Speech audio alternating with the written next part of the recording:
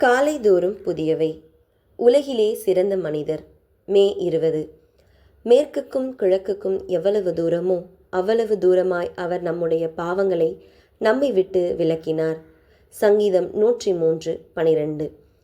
Nelson Mandela தென்னாப்பிரிக்காவின் ஜனாதிபதியாக தேர்ந்தெடுக்கப்பட்ட பின் அவர் செயல்பாடுகள் கிறிஸ்துவின் குணங்களை பிரதிபலித்தது. அவர் 27 வருடங்கள் சிறையில் இருந்தார். அவரை சிறையில் சில மனிதர்கள் சித்திரவதை செய்தனர். மிகவும் இரக்கமற்ற நிலையில் கொடூரமாக நடத்தப்பட்டார். அப்பொழுது அந்த நாட்களில் இரக்கத்தையும் மன்னிப்பையும் தன் இருதயத்தில் வளர்த்து கொண்டார்.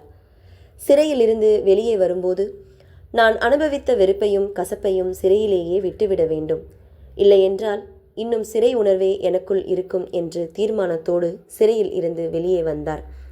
நெல்சன் மண்டேலாவின் அணுகுமுறை தனக்கு எதிராக செயல்பட்டவர்களை மன்னிக்கும் குணமாகவே இருந்தது. அது தன் பலவீனம் அல்ல, தனக்கு ஆவிக்குரிய பலன் என்று உணர்ந்து அன்போடு எல்லாரிடமும் பழகினார். தென்னாப்பிரிக்காவின் வாழ்வாதாரத்தை உயர்த்துவதற்கும் வளர்ச்சிக்குரிய பாதையில் செல்வதற்கும் கோபமும் பழிவாங்குதலும் தடையாக இருக்கக்கூடாது என்பதில் உறுதியாக இருந்தார். மன்னிப்பு என்பது ஒரு பலமிக்க ஆயுதம் என்பதை உணர்ந்து செயல்பட்டார்.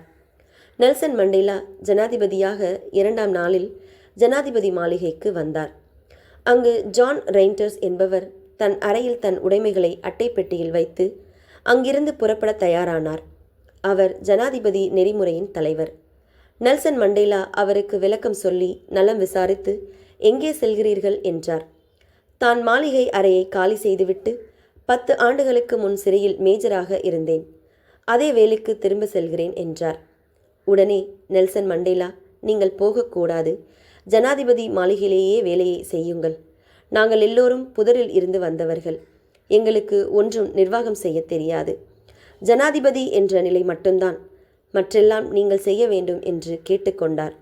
மண்டேலாவுக்கு எதிராக அநேக காரியங்களில் செயல்பட்டவர் என தெரிந்தும் அவரை தன்னுடன் 5 ஆண்டுகள் வைத்து மிகச்சிறந்த ஆட்சி செய்தார். இவ்வாறாக ஜான் ரெய்ன்ஸ்டரிடம் சொன்ன மாத்திரத்தில் தனியே தன் அறையில் வந்து ஜான் ரெய்ன்டர்ஸ் கண்கலங்கினார். மிகவும் உலகிலேயே சிறந்த மனிதர் என்று பின்னால் அவரை குறிப்பிட்டார். நீங்கள் உங்களை வெறுக்கிறவர்களை எப்படி நடத்துகிறீர்கள்?